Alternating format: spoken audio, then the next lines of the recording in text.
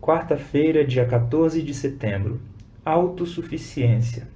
Saul tinha falhado em resistir à prova de fé na difícil situação em Gilgal, trazendo desonra sobre o serviço de Deus.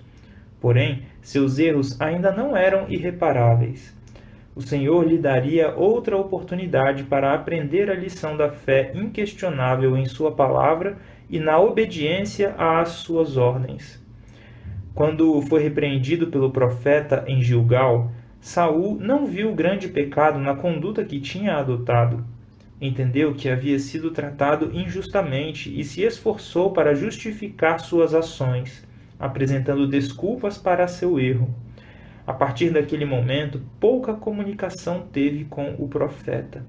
Samuel amava Saul como se fosse um filho, e este, ousado e impetuoso em seu temperamento, tinha o profeta em elevada consideração. Contudo, ressentiu-se da censura de Samuel e, dali em diante, procurava evitá-lo o máximo possível. Vejam só, meus queridos irmãos, minhas queridas irmãs, como era a relação de Saul e de Samuel. E também como que Saul ele enxergou a situação com seus olhos, né? Ele achou que não tinha feito algo tão errado assim, mas que nós possamos confiar naquilo que Deus nos orienta na sua palavra. Esse trecho que eu acabei de ler está no livro Patriarcas e Profetas. E agora nós vamos ler um outro texto que está também no livro Patriarcas e Profetas e que diz o seguinte para nós.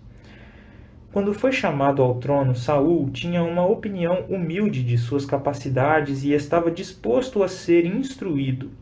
Era deficiente em conhecimento e experiência e tinha graves defeitos de caráter.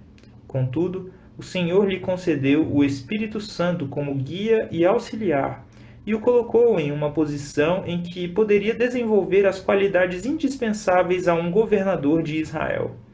Se tivesse conservado sua humildade, procurando constantemente ser guiado pela sabedoria divina, teria sido habilitado para desempenhar os deveres de seu elevado cargo com êxito e honra. No entanto, Saul se atreveu em sua exaltação e desonrou a Deus pela incredulidade e desobediência. Embora, quando chamado ao trono, fosse humilde e duvidasse de sua capacidade, o sucesso o tornou confiante em si mesmo. A primeira vitória de seu reinado já acendeu aquele orgulho de coração que foi seu maior perigo. Apesar de, a princípio, Saul atribuir a glória a Deus, mais tarde ele tomou a honra para si. Perdeu de vista sua dependência de Deus e, em seu coração, se afastou do Senhor. Assim foi preparado o caminho para seu pecado de arrogância e sacrilégio em Gilgal. A mesma cega confiança o levou a rejeitar a repreensão de Samuel. Saul reconhecia que Samuel era um profeta enviado por Deus. Portanto, deveria ter aceitado a reprovação, ainda que não conseguisse perceber que havia pecado. Se estivesse disposto a ver e a confessar seu erro, essa amarga experiência teria sido uma salvaguarda para o futuro. Quando Saul se desviou da reprovação que lhe foi enviada pelo Espírito Santo de Deus e persistiu em sua obstinada justificação própria, rejeitou o único meio pelo qual Deus poderia agir para salvá-lo de si mesmo. Por sua própria vontade, tinha se separado de Deus. Não poderia receber auxílio nem guia divina antes de voltar para o Senhor por meio da confissão de seu pecado. Vejam só, meus queridos irmãos e minhas queridas irmãs, que nós não confiemos em nós mesmos, que não sejamos obstinados e que nós não fiquemos ressentidos quando formos repreendidos em alguma coisa, mas que nós possamos aprender as lições para a nossa salvação.